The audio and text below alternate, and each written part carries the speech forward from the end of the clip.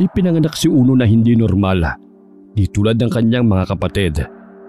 Maliit at madalas sa tinutukso ng kanyang mga kababata.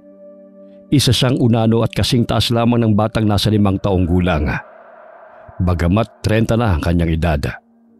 Naging usap-usapan ng mga taga-baryo na hindi siya anak ni Mang Emil, kundi sa isang duwende na nagkagusto kay Aling Munina. Mula pagkabatay hindi na siya matanggap ng kanyang ama, kaya't madalas siyang pinagmamalupitan nito. Panganay siya sa 5 magkakapatid. Kahit hindi man normal ang kanyang paglaki, ay naging mabuti siyang kapatid sa mga ito. Masayahin at komedyante rin. Hanggang isang araw ay may nakilala siyang dalaga na nagpatibok sa kanyang puso. Ngunit nagimbal ang lahat nang malaman ang matinding lihim ng dalagang si Donita na ikinagalit ng mga tao. Dumagdag pa ang sunod-sunod na patayang nangyayari sa baryo at isinisisi yun sa kamalasang dala ni Uno. Ano kaya magiging papel ni Donita sa buhay ng binatang si Uno? Paano niya may pagtatanggol ang dalaga? Gayong siya'y kinamumuhian din ng mga tao, maging ng kanyang pamilya. Ano kayang gagawin ni Uno upang patunayan sa mga tao na hindi siya ang nagdadala ng kamalasan sa baryo? Ating alamin ang kapanapanabik na kwento ni Uno, ang unanong antingero. Oh pre, sasama ka ba ulit sa akin bukas sa gubat? Nararamdaman ko kasi may bagong sibol ang mutya na naman eh. Kailangan natin maunahan ng ibang mga antingero. Dahil ko ang mga halangang kaluluwang makakakuha nun, tsak gagamitin na naman yun sa kasamaan. Gustuin ko man, pero marami kasi akong gagawin sa sagingan. Alam mo naman si tatay, mainit ang ulo nun sa akin simula pa pagkabata. Kaya kailangan ko magtrabaho. Bakit? Tumanda ka na ba? Hindi ka nga lumalaki oh. Parang kasintaas mo lang ang 5 taong gulang na bata. Ulol! Hanggang ngayon ba hindi pa rin niya tanggap na anak ka niya? Mula nang pinanganak ako ni inay, mainit na ulo sa akin yun eh. Magkamukha naman kami, di ba? Kaya lang, maliit na bersyon niya. Napahalakhak si Uno sa kanyang sinabi. Napangiti na lamang si Dos dahil animoy batang tumalon mula sa upuan ng maliit niyang kaibigan. Dos na ang tawag ni Uno kay Diosdado dahil nabubuhol ang kanyang dila sa tuwing tatawagin niya ang kaibigan sa totoong pangalan nito. Naging tampulan ng tukso si Uno sapagkat ipinanganak siyang unano. Bagamat ang 4 niyang kapatid ay ipinanganak na normal.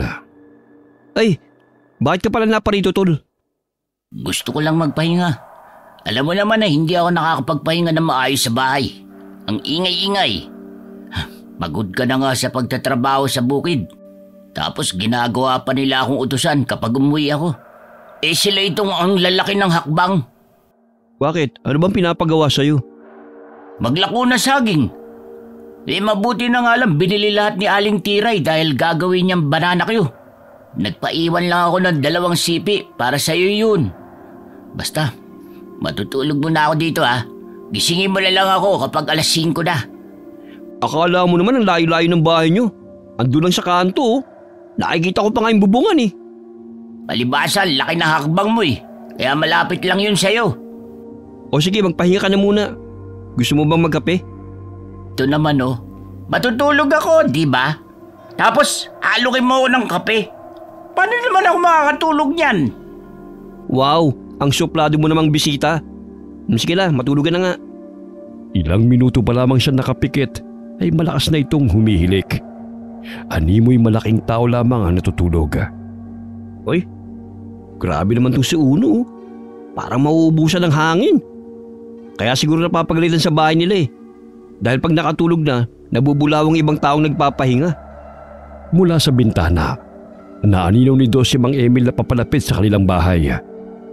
Galit ang mukha ng matandang lalaki nang makita nito ang kariton ng anak. Uno, gising! Gising! Bakit? Alas 5 na ba?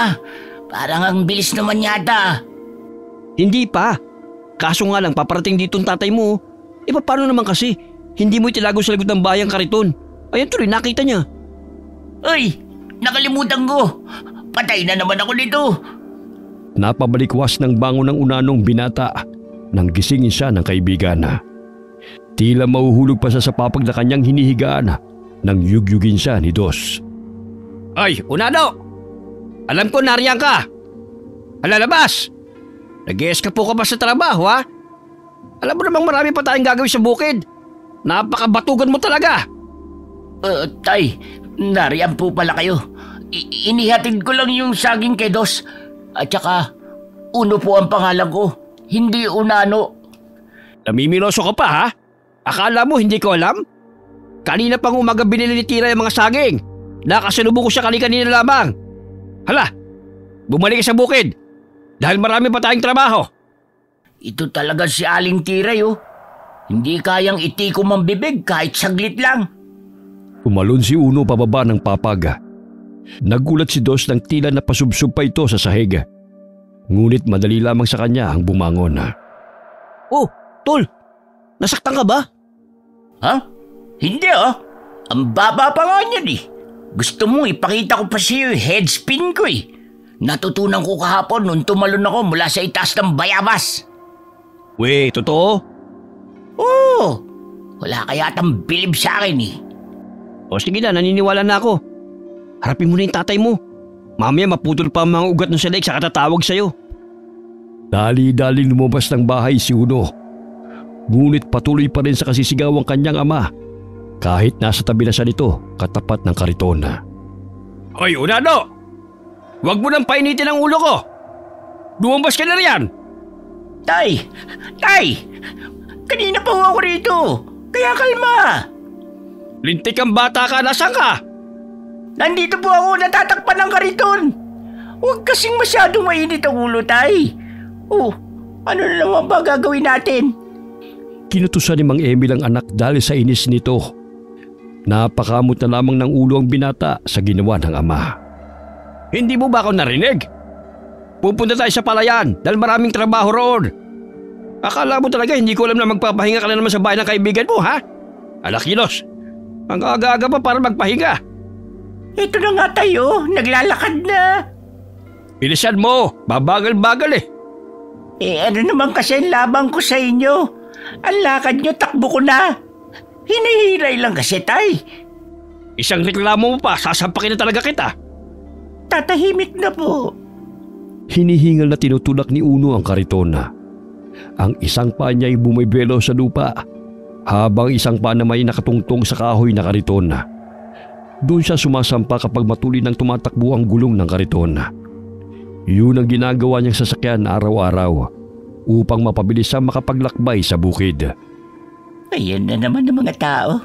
Lahat sila nakatingin sa akin na dahil ko pa ang politiko na inaabangan nila. Hoy, Unano, ano yung ginagawa mo? May pakaway-kaway ka pang nalalaman dyan.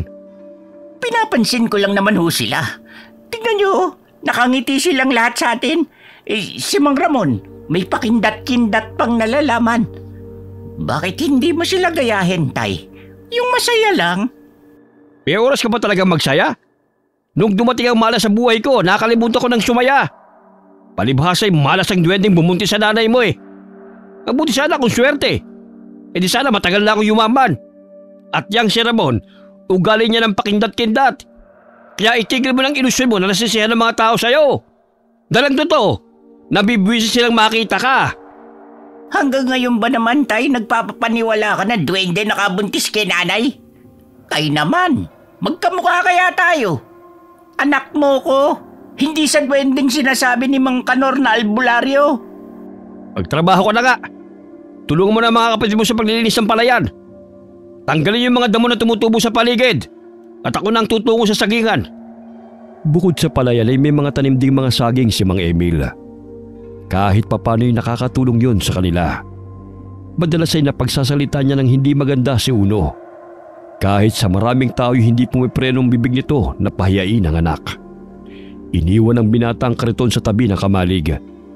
Ilang sandali pa'y nagsihalakhakan ng mga magsasaka nang makitang paika-ikang tumatakbo si Uno patungo sa palayan. 3 talampakan lamang ang taas niya, bagamat malulusog ang mga binti at braso. Uy, mga chong! Kumusta mga araw nyo? Trabaho lang ng trabaho para sa pamilya. Ikaw ang magtrabaho na. Puro ka pa satsat eh. Tay naman, ito na nga magtatrabaho na. Pinapasigla ko lang naman sila. Tingnan mo, nagkaroon sila ng gana sa pagtatrabaho. Gaya lang sinabi ko, hindi sila naaaliw sa'yo, kundi pinagtatawanan nila ang kondisyon mo.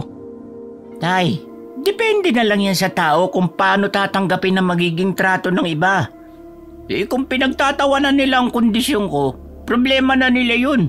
Basta ako, positibo lang ang pananaw ko, na nagbibigay ako ng ngiti sa kanila sa pamamagitan ng angking kong kapansanan. Malakas na binatukan ni Mang Emil si Uno, dahilan para mapasubsob ito sa lupa. Lumakas ang tawanan ng mga taong nakakita sa kanila. Bagamat mabigat man sa kalooban ng binata ang ginawa ng ama, tumayo pa rin siya at pinagpag ang mga alikabok sa kanyang dibdib.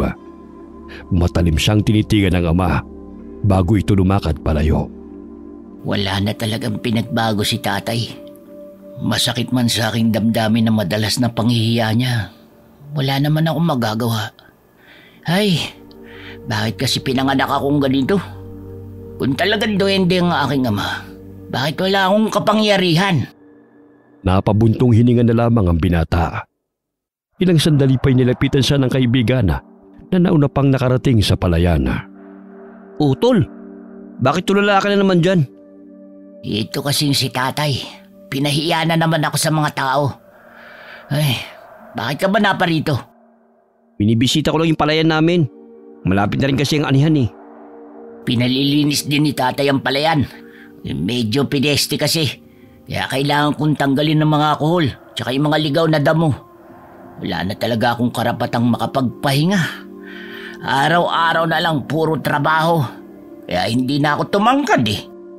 Ayaw mo nun? Hindi ka tumatanda? Height lang ang hindi tumatanda. Paano naman ang muka? Nagtawanan silang dalawa. Dinadaan na lamang ni Uno sa pagpapatawa ang lahat ng negatibong pananaw ng ibang tao sa kanya. Maging ang panalait at ang kondisyon niya na hindi naman niya kagustuhan. Sasama na lang ako sa isang gubat para hanapin ang mutya na sinasabi mo.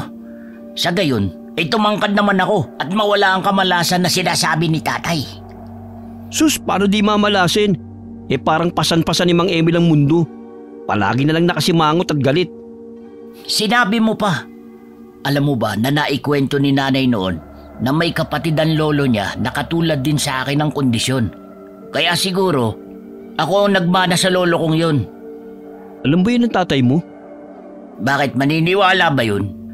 Mas naniniwala pa nga yun sa sinasabi ng kaibigan niya si Mang Kanor eh.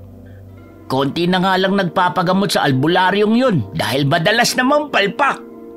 Inaumagahan na. Matapos ang gawain ng magkaibigan sa palayan ay dumiretso sila sa gubat. May nakakasulubong silang mga taong nangangahoy at nangunguling. Tol, pwede bang magpahinga muna tayo saglit?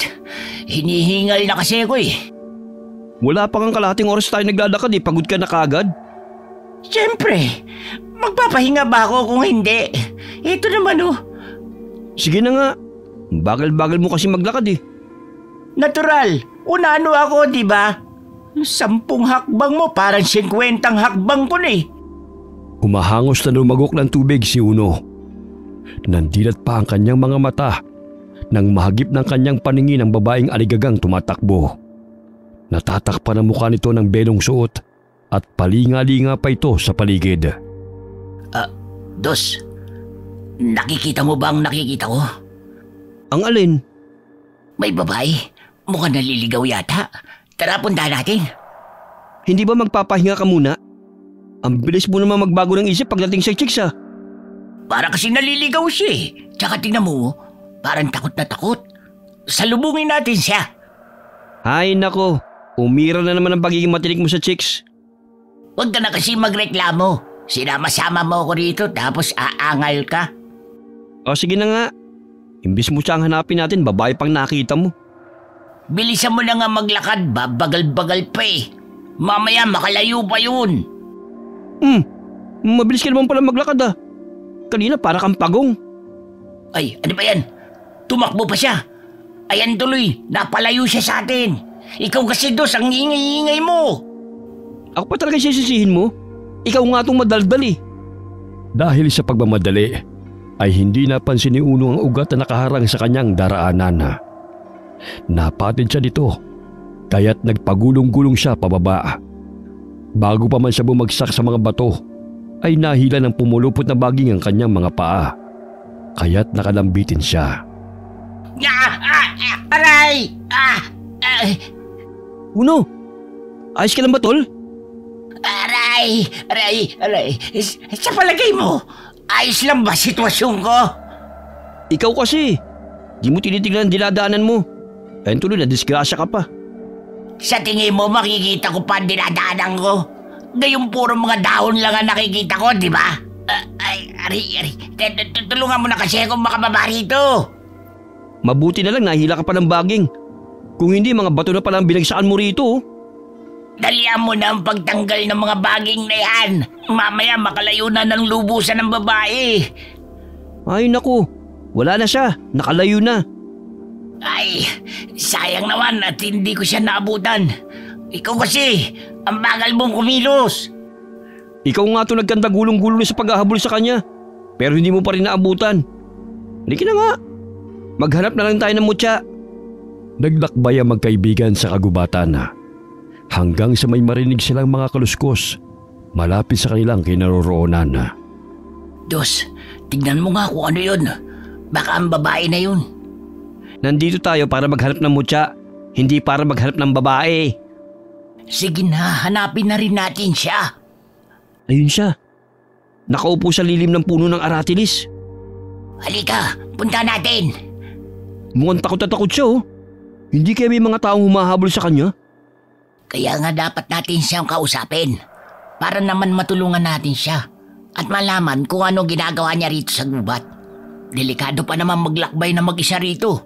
Tsaka baka pagtripan pa siya ng mga masasamang tao. Lumapit ang magkaibigan sa kinaroroonan ng babae. Bahagya itong napatayo nang makita si Dos. Pinalilibutan ng mayayabong na damo ang paligid. Mas mataas pa kay Uno. Magandang araw sa iyo, magandang dilag. Huwag ka matakot. Hindi kami masamang tao. Pakiusap, huwag mo ko saktan. Naku, hindi kami nananakit ng babae, no? Ako pala si Uno at ikaw si... Donita. Ba, ang gandang pangalan ah. Kinagagala kitang makilala. Ako rin, Uno.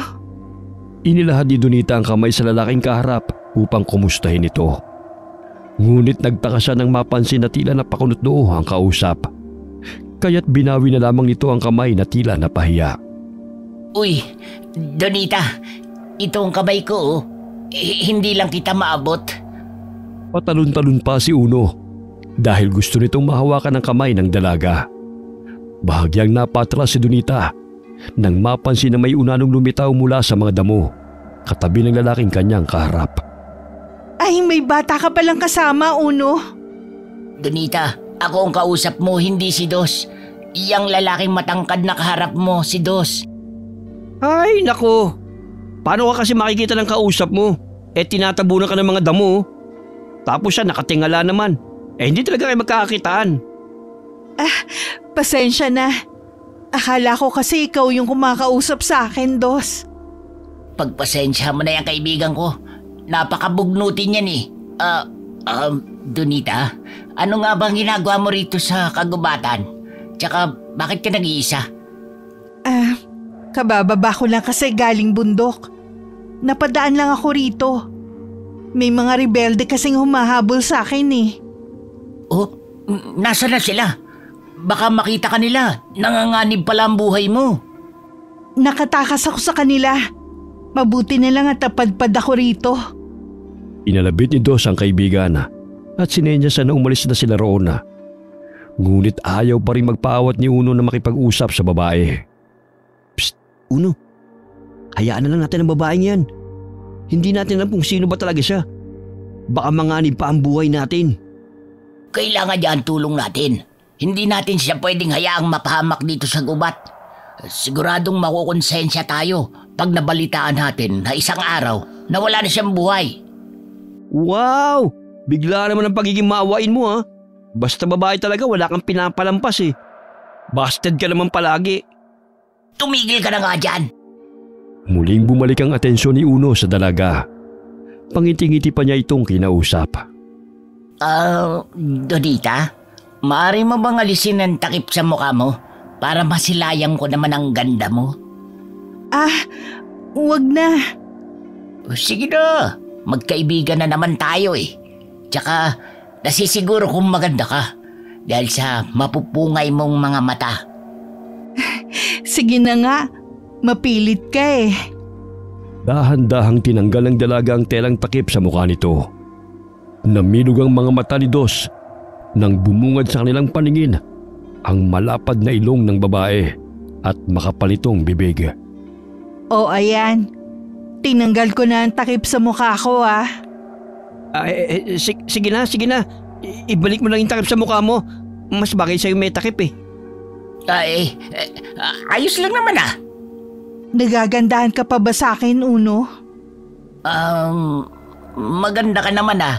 Tsaka nararamdaman kong mabait ka. Salamat, Uno ha. Mukhang may pupuntahan pa kayo. Sige, mauna na ako ha. Saan ka ba papunta sa ngayon? May hinahanap ako matandang babae dito sa gubat. Ang sabi ni Inay kaibigan niya raw yun na maaaring makatulong sa akin. Ihahatid ka na namin. Naku, wag na. Kaya ko naman ang sarili ko eh. Oh, kaya naman pala niya ang sarili niya eh. Kaya tayo na tol. Hirap ka lang nga sa paglalakad eh. Ihahatid mo pa siya. Di hamak na mas mapapabilis ang paghahanap niya sa bahay ng matanda kesa sasamahan mo pa siya. Pasanin ka pa niya no. Lalo na't mabilis kang mapagod. Tama naman si Dos. Sige mauna na ako sa inyo. Donita, gusto ko pa sanang makilala ka ng lubusan. Maaari ba tayo magkita muli? Sige ba? Sa lugar na to. Ramdam ko namang mabait kayong tao eh. Salamat naman, Donita. Walang anuman. Sige, aalis na ako ha. Malapit na naman siguro dito ang bahay ni Lola Oyang. Hinila na lamang ni Dos ang kaibigan dahil tila ayaw pa nitong tumigil sa pakikipag-usap sa dalaga. Ano ka ba? Nakikita mo naman ang itsura noon, di ba? Tsaka nararamdaman kong hindi siya normal na tao at may tinatago siyang lihim. Hindi lahat ng babae dapat mong ligawan. Liligawan agad? Hindi ba pwede makipagkilala muna? Sus! Akala mo naman hindi kita kilala no? Sa tagal natin magkaibigan, kabisado ko ng mga kilos mo tol. Kaya wag ako uy. Parang ikaw pa nga natitipuhan niya eh. Ang lagkit ng tingin niya sa'yo. Wala akong plano makipagkita ulit sa Donita na yan no? Hindi siya ang tipo kong babae. Mas okay pa nga nakatakip ang mukha niya eh. Akala ko talaga maganda siya tol. Pero kahit ganun ang itsura niya, parang kakaiba siya sa lahat na nakilala ko. Malumanay kung magsalita at napakasarap pakinggan ng boses niya. Itutuloy pa ba natin ang paghanap ng mutya? O mananaginip ka na lang ng gising sa babaeng yun? Maghahanap na nga. Oh, saan ba tayo pupunta? Nagpatuloy sa paglalakad ng dalawa. Ilang sandali pa'y kumulimlim ang kalangitan at tumagundong ang malakas na kulog. Sinundan ng kidlat na siyang nagbigay liwanag sa madilim na paligid. Ilang sandali pa'y bumuhos ang malakas na ulan, bagamat hindi pa rin tumitigil ang kulog at kidlat. Pambihira naman oh. Kanina lang ang init ng panahon. Tapos ngayon biglang bumuhos ang ulan. Tiyak na nabasa na rin si Donita. Kumusta na kaya siya? Wala pa ngang 30 minutos nung huli mo siyang nakasama. Nag-aalala ka na kagad. Ang bilis naman tumibok ng puso mo, tol. Nag-aalala lang naman. Lumilong muna tayo sa mayabog na puno. Amaya tamaan pa tayo ng kidlat eh. Sana naman may dalang mutya ang kidlat na yun, tol. Ang lakas ng kapangyarihan nun. Talaga? Oo. Bago mamatay si Ama, ikinuwento niya sa akin ang tungkol sa mga mutya, mga bisa at kapangyarihan ng mga to. Mukhang malapit lang ang kidlat dito, tol. Tingnan mo oh, natumba ang puno ng buboy. Buti na lang nakalis na tayo ron. Sinuwerte pa rin tayo kahit papano ha. Hindi totoo may dala kang malas, katulad ng sinasabi ng tatay mo. Nagputol ang dahon ng saging si Dos at yun ang ginawa nilang payong. Matagal-tagal din silang nanatili sa lilim ng puno ng mangga dahil sa malakas na pagbuhos ng ulan na tila galit ang inang kalikasan. Naalala mo ba noong nakaraang taon, tol? namatay si Tio Ernesto dahil tinamaan ng kidlat sa bukid. Magkasama pa kami noon. Kaya lang, nauna ako makapasok sa kamalig. At siya naman, naiwan sa palayan dahil binalikan niya yung mga ani. Ako sinisi ni tatay sa pagkamatay ni Tio. Lahat na lang nang nangyayari, sa akin niya sinisisi. Nakakapanghina nga ng loob eh. Kasi nga, simula nang ipinanganak ka, hindi ka niya tanggap. Ang sabi nga ni nanay noon, munti ka pa raw niyang itapos sa ilog eh. Kaso nga lang, hindi ka binitiwan ni Aling Munina, kahit hinang-hina pa siya sa panganganak sa'yo. Maiba ako, tol. Nagpapaanak pa ba nanay mo? Hindi na. Malaki na kasi ang katarata sa mga mata niya eh, at hindi na gaano makakita. Kaya nangihilot na lang siya. Minsan nga ako na lang nanggagamot sa mga taong pumupunta sa bahay eh. Mahina na rin kasi si inay. Oh, tumitila na ang ulan. Tumigil na rin ang galit ng kalangitan. Mas lalong lumakas ang pakiramdam ko na malapit lang dito ang mutya ng bagong Sibol Uno. Dapat tayo makakuha nun. Muling naglakbay ang dalawa nang tumila na ang ulan. Naghanap sila ng mga halamang gamot at mga bato na maaaring maitaglay ng mutya. Madulas ang daan, kaya't gamit ang sanga ng kahoy, yun ang ginawang tungkod ni Uno. Tol, may kubo ron oh. Yan na kaya ang bahay na hinahanap ni Donita? Aba malay ko. Puntahan kaya natin. Tingnan natin kung nariyan nga siya. Mutya ang pinunta natin dito sa gubat. Hindi maghanap ng kung sino at magbahay-bahay. Nandito na tayo. Wala namang mawawala sa atin kung aalamin natin, di ba? Ikaw talaga. Ako na ang kakatok. Mamaya matakot pa nakatira sa'yo. Palagi na lang kasi nakasalubong yung kilay mo. Ang lakas mo naman, tol. Sa akin pa talaga sila matatakot. Baka mapagkamala ka pa nilang duwende. Nagsimula nang kumatok si Uno sa pinto. Ngunit hindi pa rin sila pinagbuksan. Tao po! Tao po! Psst, tol. Parang wala naman tao eh. Meron yan. May naririnig ako mga kaluskos eh. Tsaka yan oh, may usok. Kaya imposible kung lang tao. Ilang sandali bumukas ang pintuan at bumungad sa kanilang paningin ang matandang babae na halos lumuwan ang balintataw sa isang mata nito. Ang kaliwang mata naman nito ay bulag. Kaya't napatalon si Uno dahil sa pagkabigla at nagpakarga sa kaibigan. Mukha ng aswang na walang balintataw. Ay! Ano ba? Ang bigat mo naman. Akala ko ba matapang ka? Bakit parang takot na takot ka? Ito kasing si Lola eh. Nanggugulat. Dali-daling bumaba si Uno mula sa pagkakayakap sa kaibigan nang sumilip sa pinto ang dalaga.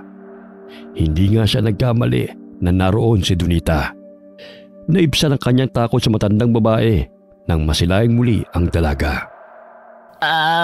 Mabuti at natagpuan ka namin, Donita. Ito palang si Lola ang hinahanap mo. Pasensya na't magugulatin lang talaga ako. Anong magugulatin? Ang sabi mo, matatakutin. Magmamaang-maang ka pa talaga eh. Tumahimik ka nga.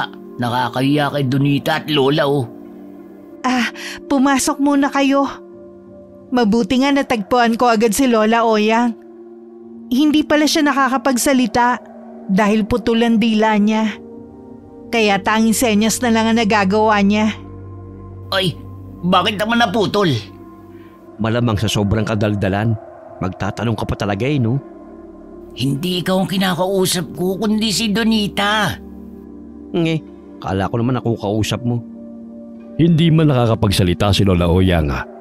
Malakas naman ang pandinig nito. Pabalasik man ang kanyang itsura. Ngunit malugod niyang tinanggap ang kanyang mga bisita sa munti niyang kubo. Ito uminom muna kayo nito. Gawa to sa luyang dilaw. Para naman mapawi ang ginaw nyo. Salamat, Donita. Pero makita lang kita, umiinit na ang katawan ko. Hoy, ang halay mo naman. Wala talagang preno yung bibig mo eh, no? Tingin mo. Naiinis na si Lola Oyang sa kapreskuhan mo. Huwag kay mag-alala, mabait si Lola. Matalik siyang kaibigan ni Inay. Bago pumanaw si Inay, sinabi niyang hanapin ko si Lola Oyang at dito naman nirahan. Mabuti naman kung ganun. Hindi naman dito ganun kalayo sa aming tinitiran. Kaya mabibisita kita palagi. Anong hindi ganun kalayo? Para malaman mo, mga 2 oras kaya nilakad natin patungo rito. Partida. Hindi pa kasama ang paglalakad natin mula sa bahay patungong bukana ng gubat ha. Kala mo naman kung sino kang mabilis maglakad. Puro ka lang naman reklamo kanina sa daan. Naku Donita, huwag ka nagpapapaniwala sa sinasabi ng kaibigan kong to. Biglang nagbabagong desisyon yan kapag nakakita ng babae. Pero ang totoo… Sige, tuloy mo pa paglaglag sa akin. Bukas na bukas, wala na akong kilalang dos. Nakakatawa naman kayong magkaibigan. Sana magkaroon din ako ng kaibigang tulad ninyo. Naku, pwede mo akong maging kaibigan, Donita. Ewan ko lang dito kay Dos. Huwag mo akong isali sa kadukuhan mo, Uno. Halata namang hindi pa ipagkaibigan ang intensyon mo kay Donita eh. Nakakatawa talaga kayong dalawa. Donita, huwag ka masyadong humalakhak. Bakit naman, Dos?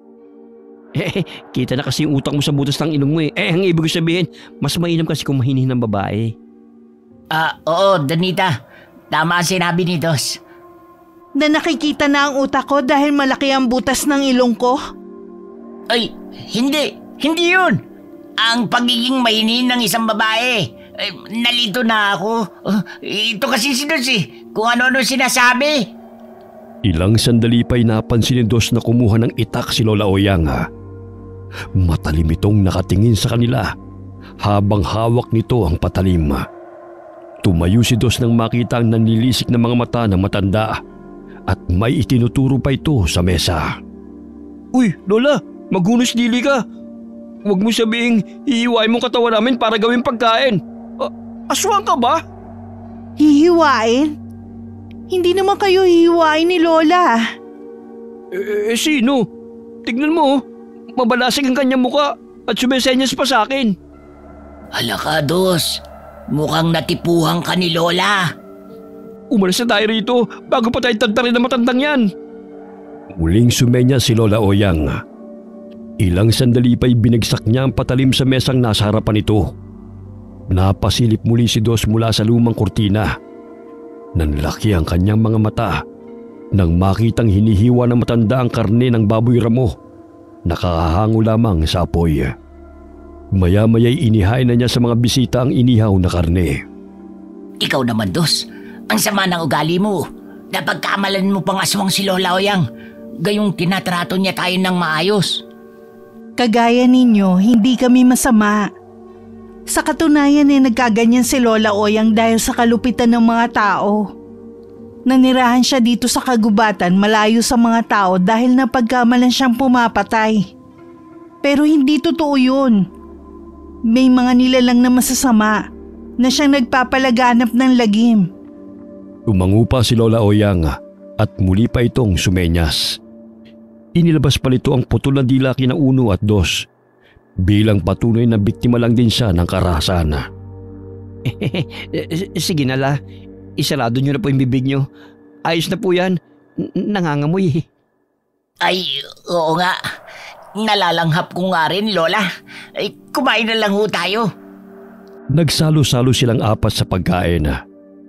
Maya-maya'y nagpaalam na ang dalawang pinata kina Donita at Lola Oyang. Nakagaanan na rin sila ng loob ng matanda. Donita, maaari ka ba naming bisitahin muli? Oo naman. Uy, anong namin? Ikaw lang no? Siyempre kasama kita, no? Anong silbi ng pagkakaibigan natin kung hindi mo ako susuportahan? Tsaka ikaw nagpasama sa akin sa lugar na to, kaya kasalanan mo rin. Ewan ko ba sa'yo? Bakit hindi ka pa sumuko sa panliligaw? Gayong wala namang garantiya na sasagutin ka niya. Siyempre sa pag-ibig dapat talagang sumugal. Paano ko malalaman na sasagutin ako kung sa umpisa susuko na agad? Wow, may pagganong ka pa talaga no? Di ka lang bumisita kay Donita, ikaw naman ang manliligaw niya eh. Grabe ka naman sa akin. Suportahan mo na lang kasi ako, tol. Donita, aalis na kami, ha? Huwag mo nang pansinin na sinasabi ng kaibigan kong to. Masasanay ka rin sa kanya. Palabiro lang talaga siya. Wala namang problema sa akin yun, Uno. Mag-ingat kayo sa paglalakbay, ha? Para sa'yo, mahal ko. Donita. Mag-iingat ako. Tara na, bago pa tayo gabihin. Kumuway-kaway pa si Uno sa dalaga habang papalayo. Nakadungaw rin sa bintana si Lola Oyang na nakangisi. Dahil madulas ang daan at hindi tumitingin sa dinadaanan si Uno, bigla siyang nadulas na ikinagulat ni Dos. Yan bang sinasabi mo mag-iingat ka? Sus Mariosep naman, Uno. Tumingin ka kasi sa dinadaanan mo. Parang lumuwa na yung mata mo sa kakatingin kay Donite. Dos, tutulungan mo ako. Nahihirapan akong tumayo. Ay naku, Uno. Puro disgrasya na lang talaga napapala mo. Imbis na mutsang hanapin natin, puro babae lang inaatupag mo. Nako, hindi na talaga kita sasama ulit. Sinasabi mo lang yan kasi mukhang mauuna pa akong magkakajowa sa'yo. Tulungan mo na nga lang ako makabangon. Kung si Donita lang naman, sayong-sayo na siya. Ayos na sa akin ang tumandang binata. Sa daan, napansin nila ang isang punso na may tumubong mga kabuti. Katabi yun ng natumbang puno ng buboy na tinamaan ng kidlat. Dos, tignan mo, ang daming kabuti. Tara, kunin natin, ang sarap niyan. Pero kanina lang, wala pa namang may tumubo riyan, di ba? Oo nga. Marahil may taglay ng mutya mga kabuting yan. Kunin na natin lahat bago pa makuha ng iba. Ang dami naman. Paborito kayang kainin pag ginisa. Tignan mo muna baka may bato. Kapag may nakita kang kakaiba at matigas, kunin mo kaagad. Dahil yun ang mutya ng kabuti. Parang wala naman eh. Saglit silang napatigil sa kanilang ginagawa nang marinig ang mga patakbong yabaga. Naaninaw ni Dos na kasing laki lamang yun ang kanyang kaibigang Unano. Ngunit bigla namang nawala yon sa kanyang paningin nang pumasok sa mayayabong na damuhan na. May tao. Kasing liit mo lang yung nakita ko eh. May iba pa bang katulad mong naninirahan sa gubat? Naunano? Kanina pa tayo naglalakad, wala naman tayong nakakasalubong ah. Tsaka, ang mga nangangahoy kanina, mga binatilyo naman yun. Sino kaya yun? May bitbit pang isang sako na may laman ng palay o prutas. Pero kasing tangkad mo lang din. Hindi naman kaya ng bata na magbuhat ng mabigat kagaya nun ah. Nakaramdam ako ng negatibong enerhiya sa paligid. Parang may mga matang nakamasid sa atin. Bilisan na lang natin ang pangunguha ng kabuti. Ilagay mo na rito sa dahon ng saging. O ayan, naubos ko ng kunin. Wala nang natira bukod sa punso na yan. Tayo na. Doon na lang natin sa bahay suriin kung may taglay ba itong mutya o wala. Muling naglakad ang dalawa at tinahakang masukal na gubat. Napahiyaw sa sakit si Uno nang may batong tumama sa kanyang ulo. Aray! Ang sakit na na! Sinong bumato sa akin? Aray! Aray! May bumabato din sa akin. Hoy! Lumabas ka! Mahuli lang kita! Papakainin talaga kita ng bato! Ayun siya, tumatakbo! Habulin natin! Bago pa man nila mahabol ang bumabato sa kanila, ay narinig nila ang hagigik ng nilalang na umalingaw sa loob ng gubat. Tingin ko nakalayo ng gunggong na yun. Sino kaya yun? Pero sigurado akong hindi siya bata. Baka Unano rin talagang kagaya ko. Nangangahoy at malakas lang ang amats.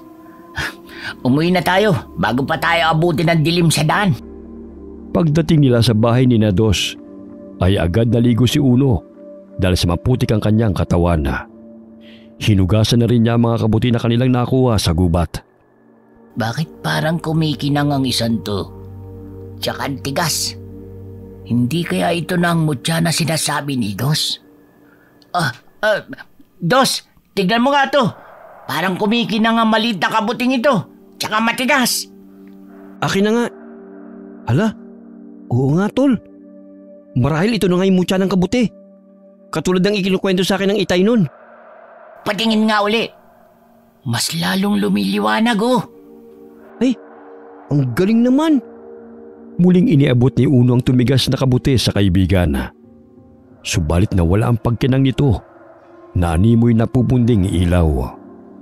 Bagamat kung siya naman ang may hawak, ay patuloy ang pagkinang ng bato sa loob nito. Napapansin ko tol. Tuwing ako humahawak, nawawala ang liwanag ng bato. Pero pag ikaw ang may hawak, nananatili ang pagkinang nito. Hindi kaya ikaw ang gusto nito maging tagapangalaga ng bato? Talaga? Oo, may mga gabay na nagmamay-ari ng mutya. Katulad ng mga engkanto. Nararamdaman ko ang gaan ng pwersa ng mutyang to. Kaya may mga engkantong putian na nagmamay-ari nito. Baka naman duwende nagmamay-ari niyan. At totoo pala talaga sinabi ni Itay na anak ako ng duwende. Ay, hindi pwede yun, Dos. Baliw, hindi ganun yun, no? Tumayo ka nga dyan. Para kang batang paslit na naglulupasay dyan. Paano nga kung totoo yung sinabi ni tatay na anak ako ng duwende? Loko-loko, pinili ka ng engkanto nagmamay-ari nito. Dahil nararamdaman niya mapapangalagaan mo ang batong to. Gamitin mo to sa kabutihan, ha? Tutulungan kita mapalakas ang mutyang batong to. Talaga? Mabuti naman kung ganun. Basta palagi mong isaisip na huwag mong ipagyayabang o ipagsasabi kahit kanino na may taglay kang mutya. Dahil marami magkaka-interest dyan. Tsaka may mga nilalang kang magiging kaaway. Dahil nararamdaman ng mga itim na elemento ang pwersa ng mutya. Pero huwag ka mag-alala. Poprotektahan ka ng mutya kapag ginamit mo to sa tama. Sapagkat gusto rin nila maangkin to. Sige, gagawin ko lahat ng paalala mo, tol. Basta kung wala nang mutya ang mga kabuting ito, akin na lang, ha? Para naman hindi ako pagalitan ni tatay at may dala akong pwedeng kainin. Tinignan ko na ang lahat. Nag-iisa lang ang batong yan. Itago mo yan ng mabuti. Oh, ito palang langis. Inusalan niya ng orasyon. Sa tuwing araw ng Biyernes, patakan mo ang mutya ng bato. Sa gayon ay lumakas ang kinakapangyarihan niyan. Huwag mong ipapahawak o ipapakita kahit kanino. Ayos, ah. Makakaasa ka na iingatan ko to. O sige, uwi na ako. Dadaling ko na itong mga kabuti. Kahit papano'y may uulamin na ako mamaya. Oh, sige na. Salubungin mo na lang ang galit ni Mang Emil. Natitiyak kong umuusok na naman ang ilong niya sa kakahanap sa'yo sa bukid. Wala namang pinagbago yun, eh. Pailing-iling na lamang na sinundan ng tingin ni Dos ang kaibigan habang papauwi. Pagbukas pa lamang ng pintuan ay bumungad na sa paningin ni Uno ang galit na si Mang Emil. Hoy, Unano! Kanina pa kita hinahanap pa. Saan ka ba nanggaling? Nasa bukid lang naman po. At saka malakas po ang ulan kaya sumilong ako sa ilalim ng puno. Ito nga tayo. May dala akong kabuti. Alam kong paborito mo ang ginisang kabuti. Nako, huwag mo akong idaan sa ganyan. Hoy, kanina, nawala ang isang sako ng saging na natunda ni Robert. Nakita niyang ikaw raw ang kumuha nun. Saan mo yun dinila?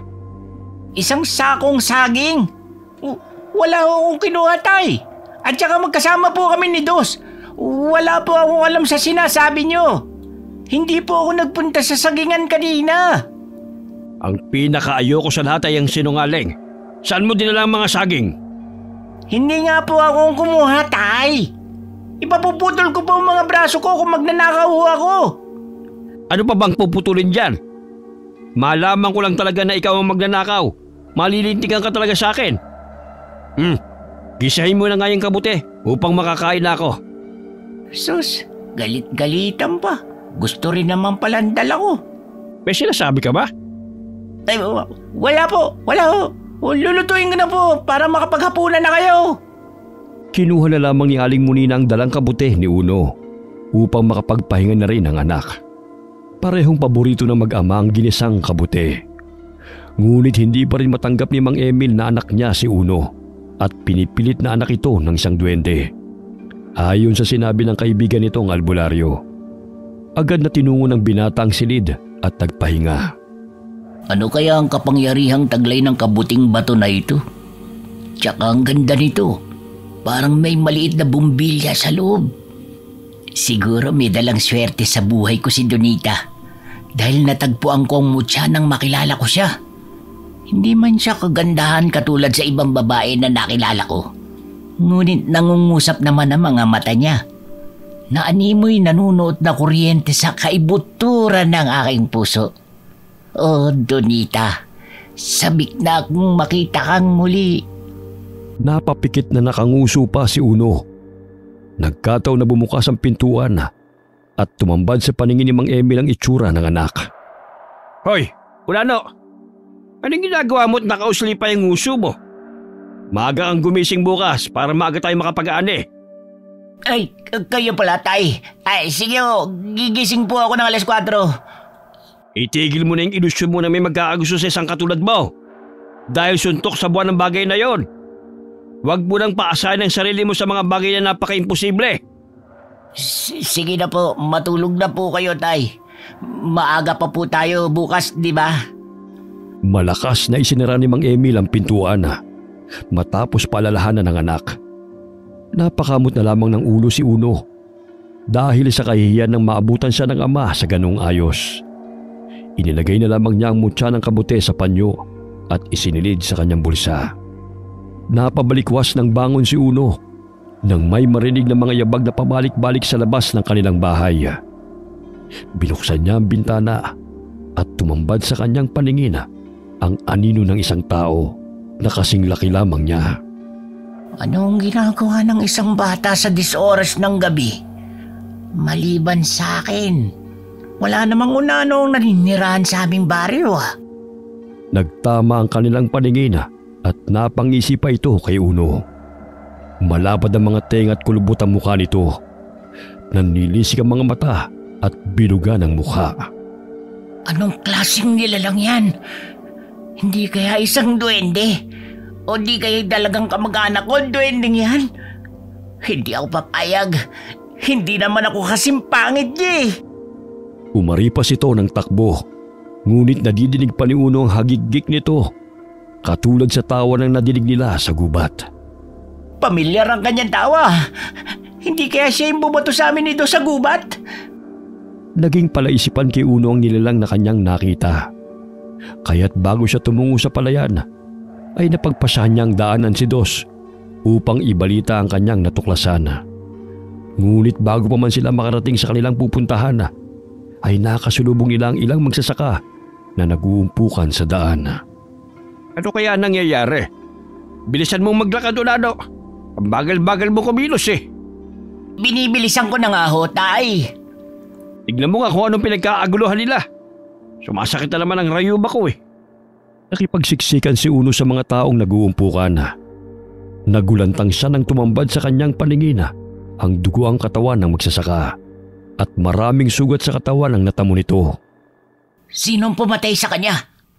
Oh, Uno, narito ka na pala. Halika, lumayo ka sa mga tao dahil pinaghihinalaan nila na ikaw ang pumatay sa magsasaka na yan. Bakit naman ako? Magtatanong ba ako kung ako may gawa niyan sa kanya? Nabaling ang pansin ng mga magsasaka kay Uno. Tinuturo pa siya ng mga ito na siya ang pumatay kay Mang Robert. Mawalang galang na po sa inyo. Hindi ko po magagawa sa kanya yan. Tsaka bakit ko siya papatayin? Wala naman siyang kasalanan sa akin Hindi po yan magagawa ng kaibigan ko. Tsaka nagkataon lang siguro na ang salarin ay kasing liit lang din ni Uno.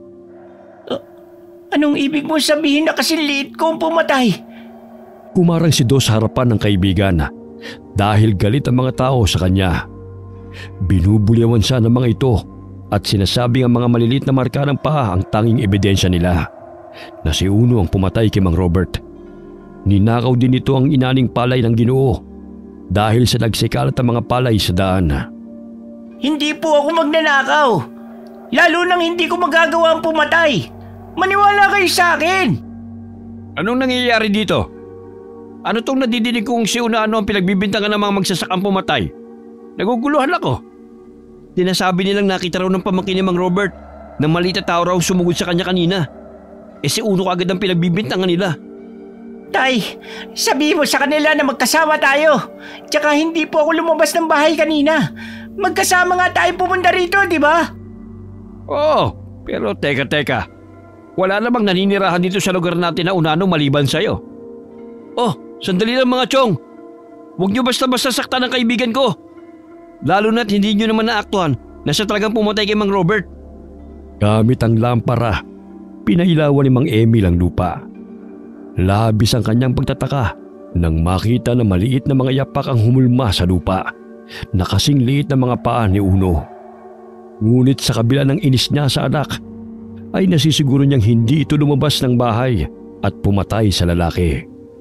Masasabi kong hindi lumabas ng bahay si Unano. Kung kanina nangyari ang patayan, magkasama kami sa loob ng bahay. Ako pa nga ang gumising sa kanya. Ayan! Si tatay na mismo ang nagpapatunay na hindi ako may kagagawa ng lahat ng ito. Inosente po ako. Unang beses kong narinig na ipinagtanggol ka ni Mang Emil, Tol, ah. Totoo namang wala akong ginawang masama eh. Pero tol, may nakita akong tao kagabi. Kasi laki ko lang din siya. Pero nakakatakot ang kanyang mukha. Nagtama ang aming paningin. At nagbabaga pa ang kanyang mga mata. Marahil, yun ang pumatay kay Mang Robert. Talaga? Siguro siya din ang nakita ko sa loob ng gubat. Naputol ang kanilang pag-uusap nang kuyugin silang muli ng mga magsasaka dahil hindi kumbinsido sa paliwanag ni Mang Emil. Iginiit ng mga ito na si Uno talaga ang pumatay sa lalaki. Maghudos dili kayo. Huwag kayo magpadalos-dalos hanggat hindi pa malinaw ang lahat. Di ka na, Tol. Bago ko pa mapatay ng mga taong yan, kailangan natin tumakas muna. Lintik! Ako pa talaga pinagbibintangan nila. Malaman ko lang talaga kung sinong tunay na salarin. May kalalagyan talaga siya sa akin. Tapang ah. Dali, bilisin mo. Nandiyan na sila. Matuling tumakbo si Uno. Sa pagkakataong yun ay nakisabay siya sa bilis ng kaibigan. Ni hindi nga siya nakaramdam ng pagod hanggang sa makarating sila sa gubat at doon na nagtago. Nakakapagod naman. Pero ang bilis mo nang tumakbo, Tol, ah. Hindi ka dahil sa butya ng kabuti na natagpuan natin? Ewan ko. Pero nararamdaman kong tila lumilipad nga lang ako eh. Hindi ko mapigilan ng mga paa ko. Hindi ka maaari bumalik sa baryo. Lalo na pinag-iinitan ka ng mga tao. Pero alam mo, Tol, nakita ko sa mukha ni Mang Emil ang pag-aalala. Unang beses ko siyang nakita na ipinagtanggol ka sa maraming tao, ah. Himala nga eh. Mainit pa rin naman ang dugo niya sa akin. Pero parang naging mahinahon siya simula nung makakain ng ginisang kabuti. Ibig sabihin naging mabisa rin yun upang bumait si tatay? Hindi natin masasabi sa ngayon. Hahanapin ko kung sino ang totoong pumatay kay Mang Robert. Malakas ang hinala ko na ang matandang unano o duwende man yun, siya ang salarin sa pagpatay at pagnanakaw. Hindi ako titigil hanggat hindi ko nalilinis ang pangalan ko. Hindi ka maaaring sa bahay tumira dahil matutundong ka ng mga tao. Dito na lang sa gubat. Paano kaya kung doon na muna ako manirahan katabi ni na Donita? Grabe, naisip mo kagad yun. Hanip ka. Sumasangayon talaga sa yung pagkakataon. Ulol! Hindi ko naman kagustuhan ang pagbintangan, no? Tsaka mas mabuti pa na punta ko na lang si Donita. Para naman may makausap ako habang nagtatago sa mga taong tumutugi sa akin. Oh, tayo na. Baka maabutan pa tayo ng mga tao. Malayo-layo pa naman ang lugar na yun. Maliwanag na ang sikat ng araw nang dumating sina Dos at Uno sa kubo ni Lola Oyang. Nagkataon na naglalaga ng saging ang matanda at si Donita naman ay nag-aayos ng higaan. Dumungaw si Uno sa kubo kaya't nagulat ang dalaga. Ay, Kalabaw! Ikaw naman, Uno. Nanggugulat ka na naman eh. Magandang umaga sa'yo, Donita. Kumusta ka na? Ayos lang naman, ikaw. Oh, mukhang may problema ka yata ah. Pumasok muna kayo. Ipaghahanda ko kayo ng tsaa. Huwag ka na mag-abala pa. Ayos lang naman kami. Naparito ako upang makiusap sana kay Lola Oyang. Na kung maaari, pansamantala muna akong maninirahan dito. Magpapatayo lang ako ng maliit na dampa. Oh, bakit? Ano ba nangyari? Biglaan naman ang pasya mong yan. Pumasok na muna kayo rito para makapag-usap tayo ng maayos. Umupo ang magkaibigan sa kawayang silya. Napangisip pa si Lola Oyang sa kanila nang ipaghain sila nito ng nilagang saging. Nakasisindak man ang mabalasik na mukha ni Lola ay may mabuti naman itong puso. Nakakahiyaman pero wala na akong maisip na iba pang mapuntahan eh. Napagkamalan kasi kung pumatay sa magsasakang kasamahan ni tatay sa palayan. Pero hindi ko magagawa yon, Donita. Paano ba naman kasi? Naging palaisipan sa mga tao yung maliliit na manghulman ng paa na kasing liit ng kay Uno. Siya lang naman ang unano sa baryo eh. Tsaka hindi naman maaaring paghinalaan na bata ang pumatay kay Mang Robert dahil hindi yung kaya ng isang paslit. Bago ang insidenteng yun, may nakita akong dumaan na isang nilalang sa bahay. Ang pangit ng kanyang itsura. Kasing tangkad ko siya. Kulubot ang kanyang muka at matalim kung makatingin. Aran, sila ang mga uri ng mga aswang na pumapatay at nagdanakaw ng mga inaaning palay, prutas at kung ano-ano pa. Maliit silang tao katulad mo, Uno. Sa kabila ng matalim na tingin nila, malabo ang paningin nila. Pero malakas ang kanilang pandinig. Baligtad naman ang mga paa nila. Nasa bandang likod ang mga daliri. Tama. Kasi nagtataka ako kung bakit yung mga humulmang mga yapak kasalungat kung saan naroon ang bangkay ni Mang Robert. Maraming sugat ang natamo nito. Naku lagot, nanganganib ang buhay ng mga magsasaka dahil yan simula ng anihan. Pakiusap, Tol. Habang wala ako, sana bantayan mo ang pamilya ko. Sina tatay at ang mga kapatid ko na palaging naroon sa palayan. Pero lihim naman akong babalik sa baryo upang hanapin ng Aran na aswang. Sila ang dahilan kung bakit ako naparito. Gusto kong ipagtapat sa inyo na hindi ako normal na tao. Nanggaling ako sa angkan ng mga aswang. Kami ni Lola Oyang. Pero hindi kami masama. At tumiwalag kami sa masasamang aswang. Gusto kong ipaasawa ng tiyuhin ko sa Aran. Kapalit ng mga ginto at kayamanan na taglay ng mga to. Kaya ako tumakas sa aming tribo. Dahil ayokong tumulad sa mga kasamahan ko. Nang bibiktima rin sila ng mga tao. Namatay si inay. Dahil tinaya niya ang buhay niya para makatakas lang ako. Humagulgol si Donita dahil sa labis na paghihinagpis. Hinagod ni Uno ang likod ng dalaga upang damayan ito. Tol, kailangan ko na sigurong umalis. Kailangan ko magkunwari sa mga tao na hindi tayo magkasama. Sige, Tol. Mag-iingat ka, ha? Ikaw rin, ha? Huwag ka mag-alala. Ako magiging matatenga mo sa baryo. O para, Donita? Iiwanan ko na muna ang kaibigan ko sa inyo, ha? Oo, sige. Agad nang umalis si Dos. Habang naglalakad pabalik ng palayan, pinakiramdaman niya ang paligid kung mayroong taong nakasunod sa kanya. Nakarating siya sa kanilang palayan na hindi nahalata ng mga tao. Ilang sandali pa'y nakasalubong siya ni Mang Emil. Oh, Dos, nakita mo ba si Unano? Kanina ko pa siya hinahanap. Hindi ko pa nakita ang batang yon. Hindi ko siya kasama, Mang Emil.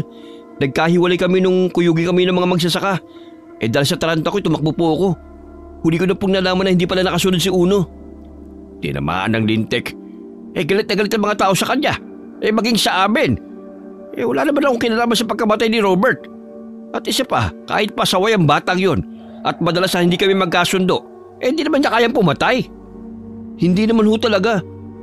Paano kung meron palang nagagawing aswang dito sa baryo natin at napagkakamala lang si Uno? Itatanong ko nga yan kay Kanor. Maging si Muninay hindi makapaniwala na magagawa ng anak niyang Unanong pumatay. Ay nako, pag binamalas ka nga naman. Ilang sandali nilapitan ng ilang magsasaka si Dos at tinatanong kung nasaan na ang kanyang kaibigan. Subalit nagmaang-maangan siya na hindi niya nakasama si Uno para hindi sa pag-inita ng mga ito. Lumipas sa mga araw at dumating ang anihan. Naging talamakang nakawan ng mga inaning palay at si Uno ang sinisisi ng mga ito dahil sa maliit na bakas ng mga paa na naiiwan sa lupa. Lihim na nagmanman si Uno sa baryo hanggang sa naaktuhan niya ang Aran na aswang na may daladalang palay mula sa isang kamalig. Hindi lamang nag-iisa, kundi 2 aswang na Aran ang kanyang nakasalubong sa gubat. Aba! Kayo pala ang nagnanakaw ng mga palay at pumapatay ng mga magsasaka. Ako pa ang pinagbintangan ng mga tao sa mga masasamang ginagawa ninyo. Ikaw bang maliit na tao na madalas kong nakikitang kasama ni Donita? Huwag mo na kaming pakialaman, bata. Ibuhos mo na lamang ang oras mo sa babaeng yon. Siguro mas malaking iyong inalay na kayamanan sa babaeng yon. Kaya ikaw ang pinili niya kaysa kay Pakito, ano? Anong pinagsasabi mo? Sa bagay, mas bata ka nga lang kaysa kay Pakito. Kaya ka nagustuhan ni Donita. Huwag mo na kaming pigilan sa ginagawa naming to. Sa gayon, ay hahayaan din namin kayo ng babaeng yon na mamuhay ng magkasama.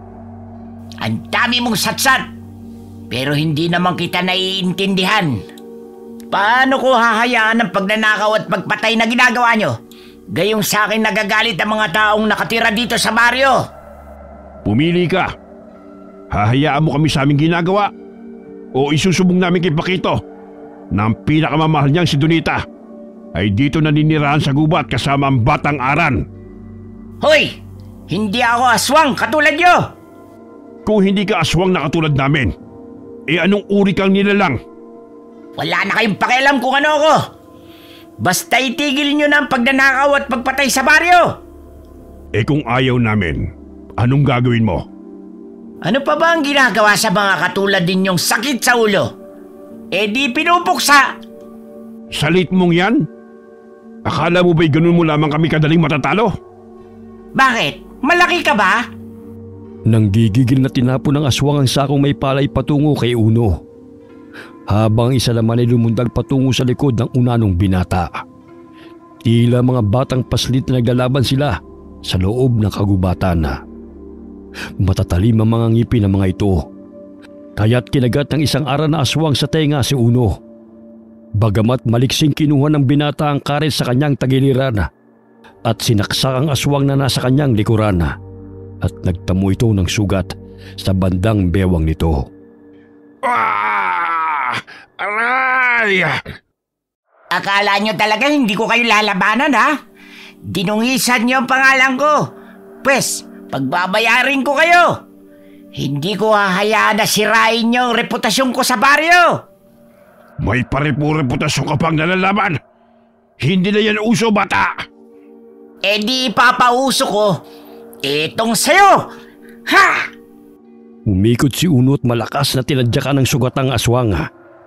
Hindi makapaniwala si Uno dahil tumilapon ito at malakas na napasandal sa puno ng akasya. Aba, ang lakas mo naman, bata. Pero hindi yan uubra sa akin. Di tignan natin. Lalampa-lampa lang ang kasama ko. Pero hindi ako. Matuling tumakbo ang aswang na Aran patungo kay Uno. Bagamat bago pa man ito makadagan sa binata, ay bigla siyang sumulpot sa likod ng kalaban. Kaya't nagawa niyang itarak ang patalim nito sa ulo ng aswang.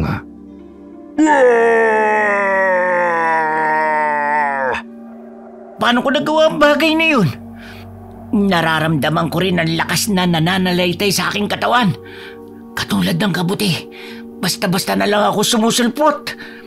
Totoo nga sinabi ni Dos na unti-unti kong matutuklasan ang kapangyarihan ng mutya. Hindi niya tinigilan ang pagsaksak sa aswang hanggat hindi ito nawalan ng malay. Natakot ang isang aswang kay Uno nang bitawan nito na naghihingalo ang isang aswang. Kumaripas ito ng takbo palayo. Akala ko ba'y matapang ka? Alam pa mo rin pala katulad ng kaibigan mo.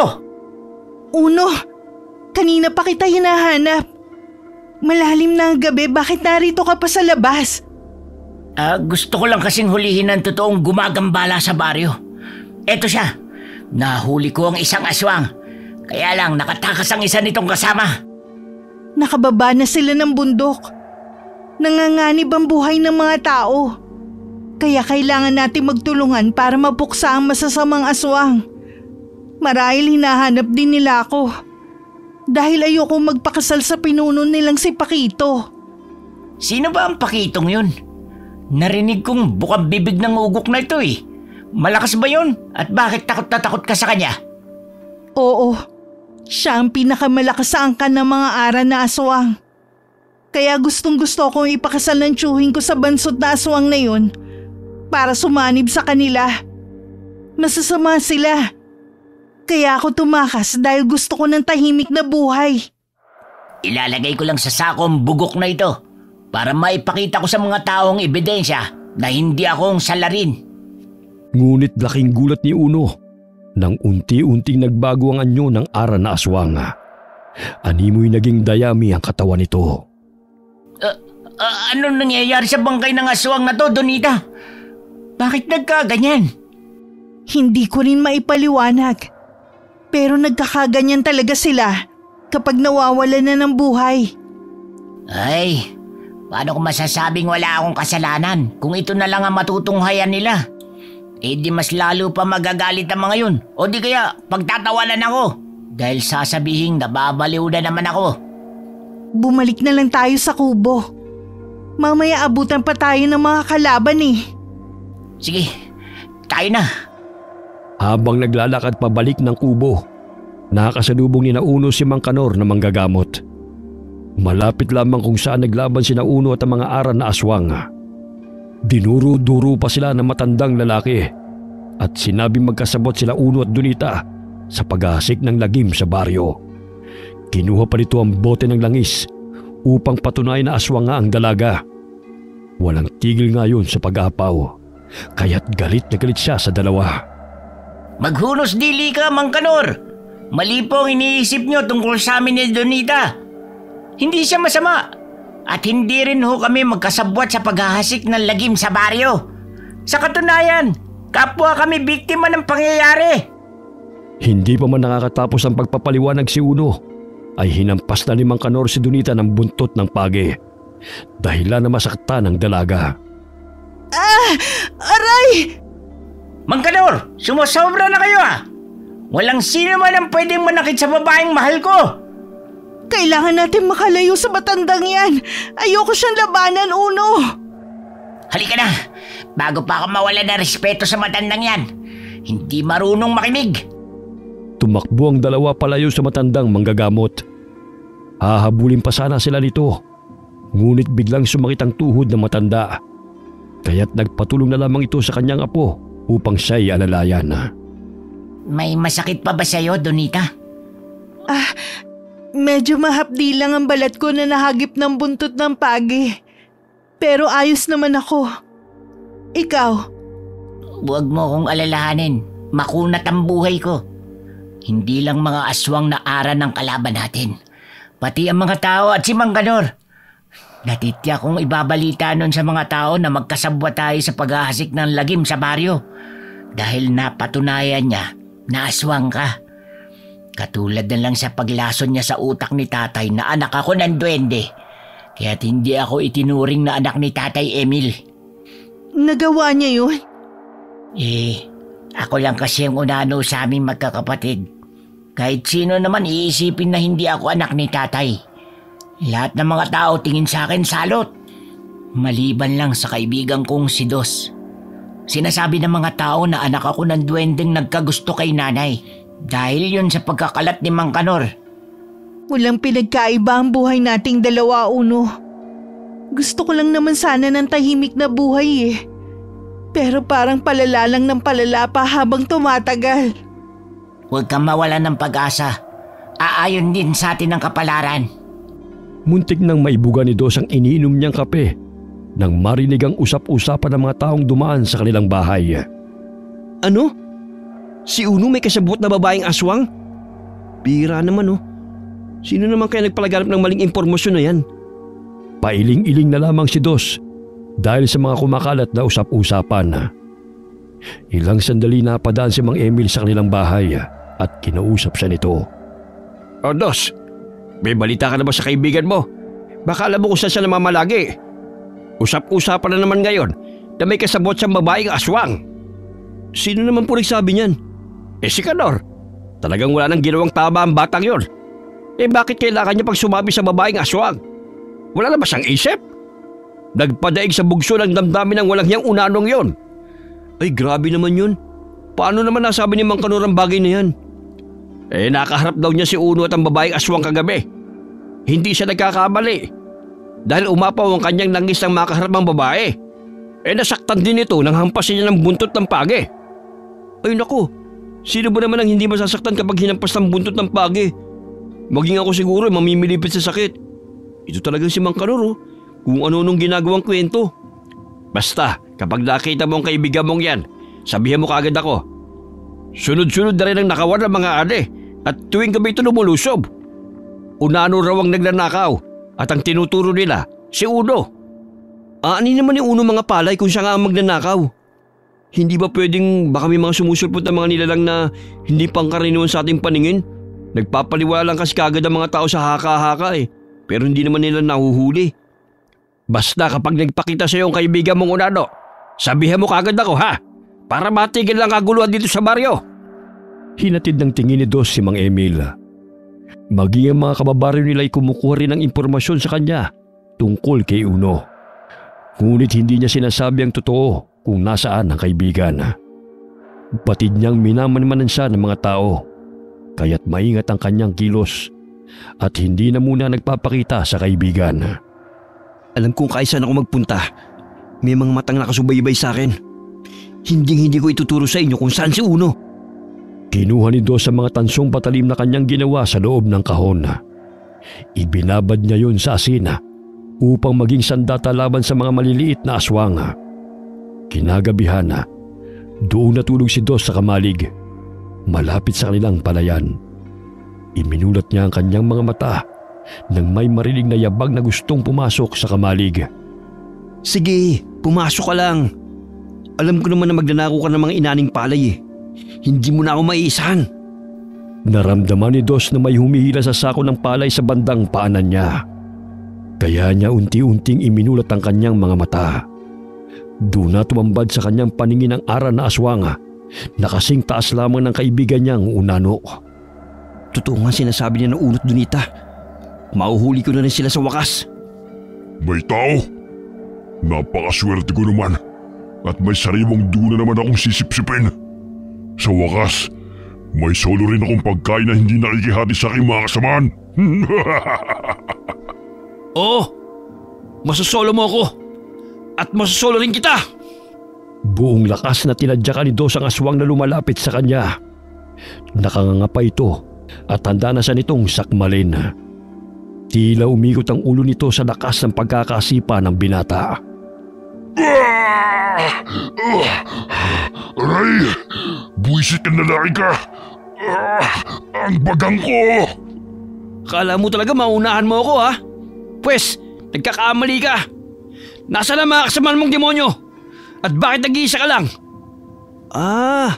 Siguro isa ka sa pinakamadamot sa tropa niyo, no? Anong pinagsasabi mo? Ang sabi ko, bingi ka! Bago pa man makabangon ang kalabang aswang, ay itinarak na ni Dos ang tansong patalim sa ulo nito. Muli niyang inundayan ang saksak ang dibdib nito upang masigurong patay na nga ito. Bago niya dalhin sa harapan ng mga tao. Bagamat laking pagtataka niya, nang unti-unting nagbago ang katawan ng ara na aswang at naging itim na dayami. Ano nangyari sa kanya? Bakit nagaganyan ang katawan niya? Sinugod ng mga ara na aswang si Dos nang marinig ang malakas na sigaw ng kanilang kasamahan. Pinatay mo siya! Dapat ka magpasalamat ba kayo sa akin dahil pinatay ko siya. Nagawa niya kayong pagdamutan. Amin na ang puso mo. Kung mapagbigay ka at hindi ka katulad niyang madamot. Ulul! Wala akong puso. Kaya papatayin ko kayong lahat. Hoy, antingero. Hindi ka ganun kalakas upang puksain kami lahat. Kahit mapatay mo pa ang ilan sa amin, hindi mo pa rin matatalo ang aming angkan. Ang lit-lit nyo, pero ang iingay nyo. Ang yayabang pa. Pinitiwan ni Dos ang hawak niyang lubid. Napatingala ang tatlong pandak na aswang. Bago pa man sila makaalis sa kanilang kinatatayuan, ay nabagsakan na sila ng 2 sako ng palay. Nahirapan silang makaalis, kaya't nagkaroon ng pagkakataon si Dos na pagtatagay ng mga ito. Nagpagulong-gulong pa ang isang ulo ng aswang bago ito naging itim na dayami. Kailangan kong puntahan si Uno. Nararamdaman ko nasa panganib sila. Dali-daling tumakbo si Dos papasok ng gubat. May isang lalaking nakakita sa kanya, kaya tumawag ito ng mga kasamahan upang sundan ang binata. Habang papalapit ako sa lugar kung nasaan si Uno, pabigat ng pabigat ang nararamdaman ko. Kailangan ako ng kaibigan ko. Sa daan, napapansin ni Dos na may sumusunod sa kanya. Alam niyang mga aswang na aran yun. Pagdating niya malapit sa kubo, ay nanino niya ang 2 babaeng aswang, buhaghag ang buhok ng mga ito, habang nakikipambuno sa mga aran na aswang. Ang dami nila. Kung hindi ako nagkakamali, sina Lola Oyang at Donita ang mga babaeng aswang na yan. Pero, nasa na kaya si Uno? Dos, mabuti dumating ka. Sinasalakay kami ng mga pandak na aswang. Gusto nilang dalhin si Donita. Nandiyan ka lang pala. Buti hindi kita naapakan. Buisit kasi itong aswang na to. Napasubsob tuloy ako sa damuhan. Sinipa ni Unong naputol na ulo ng kalaban. Nagsanib puwersa sila upang kalabanin ang angkan ng mga ara na aswang. Kung hindi lang naman kita mapapangasawa, mas mainam na patay na lamang kita, Donita. Hindi ko hayaan na mapunta ka sa isang pandak na lalaking yan. Hoy! Akala mo naman ang tangkad mo. Di hamak na mas pogi naman ako kaysa sa'yo, no? Kaya kung may pipiliin si Donita, ako yun! Isa ka ring ilusyonado. Ano bang pinagmamalaki mo? Wala ka namang kayamanang maihahandog sa kanya. Ang kapugian ko, bakit? Yun ang bagay na wala ka! Hindi ako magpapakasal sa iyo, Pakito. Kung nagawa ninyo lilangin ang mga babaeng kauri ko, pues ibahin mo ko. Hindi ako magiging sa iyo kailanman. Biglang nadula si Dos nang marinig ang sinabi ni Donita. Animoy nawala sa konsentrasyon habang nakikipaglaban sa mga pandak na aswang. Wow! Ibang klase rin si Donita. Pinag-aagawan ng dalawang unano. Napakapihikay sa mapapangasawa. Aray! Tigilan mo yung paghahampas sa ulo ko. Mahuli lang talaga kitang puputulin kayong braso mo. Nahawakan ni Dos ang braso ng kalaban niyang aswang. Pinaikot-ikot niya ito bago binitiwan. Tumama ito sa mga taong sumunod sa kanya, kaya't nagsipulasan ang mga ito nang bumagsak sa kanilang harapan. Laking gulat ni Mang Emil nang tumambad sa kanilang paningin na hindi si Uno ang pandak na aswang na yun. Marami pa silang nakikita, kabilang na roon ng dalawang babaeng aswang na nakikipaglaban sa mga aran. Ang dami nilang mga unano. Hindi lamang si Uno ang unano, maging ang mga aswang na to. Paano nagyari to? Mang Emil, narito po pala kayo. Paano kayo nakarating dito? Nakita ka ni Alberto, kaya't sinumbungan niya sa amin. Naroon din kami sa kamalig para magbantay ng mga ane. Nasaan na si Unano? Ayun, nakikipaglaban. Sinugod sila ng mga aswang, maging ako. Hindi ko nga maintindihan kung bakit ang dami nila Hindi na nagpatuloy ang pag-uusap ng dalawa dahil sinusugod na sila ng aswang. Sinindihan ni Mang Emil ang gasera at gumawa ng apoy sa pamamagitan ng tuyong dahon. Animoy natakot ang mga aswang nang makita na lumalaki ang apoy. Takot pala kayo sa apoy, Pakito, ha? Ano kaya kung isa-isa kayong isa lang doon? Gonggong! Hindi kami basta-basta namamatay sa apoy. Talaga ba? Animoy kabuti na pasulpot-sulpot si Uno sa tabi ng aswang na si Pakito. Nang naroon na siya sa likuran nito, ay malakas niya itong sinipa. Dahilan na tumilapo ng pinuno ng mga aswang. Muntik na itong makalapit sa apoy, subalit nasanggasan ang kasama nitong aswang at yun ang napasubsob sa apoy. Malakas ang palahaw nito dahil nalapnos ang balat nito. Papatunayan ko sa mga tao na hindi ako naghahasik ng lagim sa baryo, kundi ang mga pangit at pandak na mga aswang na kagaya ninyo. Uno, sa likod mo! Wala talaga kayong kadala-dala ng mga aswang kayo, no? Parang wala kayong kapaguran. Tumatalsik ang mga dugo ng mga aswang habang isa-isang ginigilitan ni Uno ang leeg ng kanyang mga kalaban. Sa tulong ng mga taong naroon ay napatunayan ni Uno na hindi siya ang salarin. Hoy tanda! Bakit hindi mo patayin ang mga babaeng aswang na yan? Sila ang nag-utos sa amin na mambiktima sa baryo. Kasama ng unanong lalaking yan. Hoy! Huwag mo utos-utusan si tatay. Wala kang karapatang sigawan siya dahil siyang batas sa bahay. At sino naman ang kutong lupa na yan? Huwag mong sabihin na kapatid mo sa amang isang yan. Naku tay, hindi ko yan kapatid. Ang pangit niya para maging kapatid ko. Huwag kang nagpapapaniwala sa sinasabi niya. Hindi masama sina Lola Oyang at Donita, kundi siya at ang mga kasamahan niya mga pandak. Pakiusap, huwag niyo saktan ang mga kaibigan ko. Hindi natin sila kalaban. Putulin mo na kasi ang dila ng Pakito na yan. Nakakarindim pakinggan ng boses niya eh. Nandilat ang mga mata ni Uno nang daganan ni Pakito si Mang Emil. Kinagat nito ang leeg ng matandang lalaki. Subalit maliksing tumakbo si Uno patungo sa kanilang kinaroroonan at itinarak sa likod ng aswang ang hawak niyang patalim. Bitiwan mo ako! Lintik kang unano ka! Papatayin kong matandang ito! Papatayin din kita! Bitiwan mo si tatay! Dahil sa naramdamang sakit, sa dami ng saksak na natamo ni Pakito, ay binitiwan niya si Mang Emil. Bagamat malakas pa rin ang pinuno ng mga aswang, kaya kumaripas ito ng takbo. Sumilit ang dugo mula sa leeg ng matandang lalaki, kaya't dali-dali siyang nilapitan ni Donita. Tatapalan natin ng halamang gamot ang sugat niyo. Hindi naman masyadong malalim kaya titigil din ang pagdurugo nito. Aswang ka nga! Opo, pero hindi ako masama katulad nila. Gusto ko lang mamuhay ng tahimik, malayo sa mga tao at sa mga kauri ko. Ayoko manakit ng kahit sino. Ilang sandali lumapit si Lola Oyang sa kanila at tinapalan muli ng halamang gamot ang leeg ni Mang Emil. Ikaw? Kilala niyo po si Lola? Madalas ko siya nakikita sa sagingan. Tinataboy ko siya dahil natatakot ang mga bata sa kanya.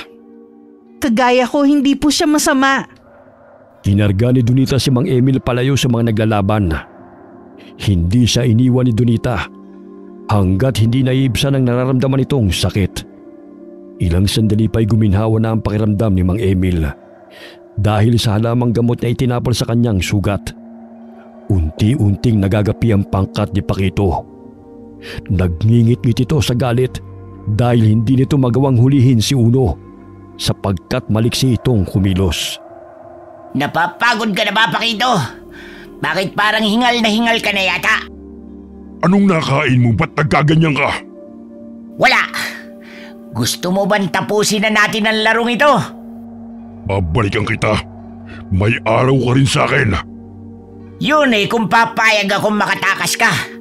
Hinding-hindi ka na muling makakapaghasik ng kasamaan dahil tatapusin ko na ang buhay mo. Ang tapang mo. Wala ka namang binatbat sa akin. Kahit sugatan may tumalon-talon si Pakito upang sugurin si Uno. Inilabas nito ang mahaba niyang dila at pinulupot sa katawan ng unanong binata. Subalit tila palos itong kumakawala sa pagsugod ng kalabang aswang. Tila lumilipad lamang si Uno sa ere ng tumambling ito at inihagis ang tansong patalim patungo kay Pakito. Etong sayo, pinuno ng mga aswang!